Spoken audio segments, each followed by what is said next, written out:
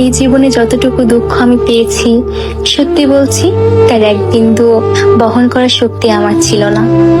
কখনো চাইলেই কাঁদতে পারিনি, কখনো কারো কাঁধে মাথা রেখে বলতে পারিনি আমি ভালো নেই। তাই নিজের ভেতরেই সব জমিয়েছি, হাসি মুখের আড়ালে, নীরবতার গভীরে। মানুষ ভাবে আমি শক্ত, আমি নির্লিপ্ত, আমি সব পারি, অথচ জানে না ভেতরে ভেতরে আমি কতবার ভেঙেছি।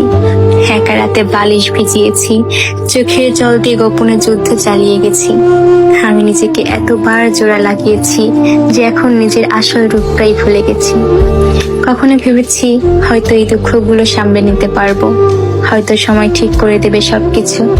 কিন্তু বাস্তবতা হলো আমি আয়ত্তের বাইরে দুঃখ ধারণ করতে করতে এখন নিজেই ধ্বংস হয়ে গেছি।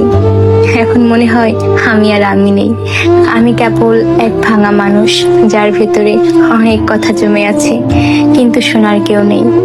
সবাই বলে খারাপ সময় সব সময় থাকে না, সময় ভালো হয়ে যাবে, কিন্তু কেউ বোঝে না সময় শুধু ক্ষত তৈরি করে, সেগুলো শুকায় না। আমি এখন কেবল একটি নীরবতা, মুখে হাসি, চোখে অন্ধকার আর মনে একরাশ দুঃখের বোঝা নিয়ে প্রতিদিন বেঁচে থাকার অভিনয় করে যাই। আমি ধ্বংস হয়েছি, তবুও মুখে বলি আমি ভালো আছি।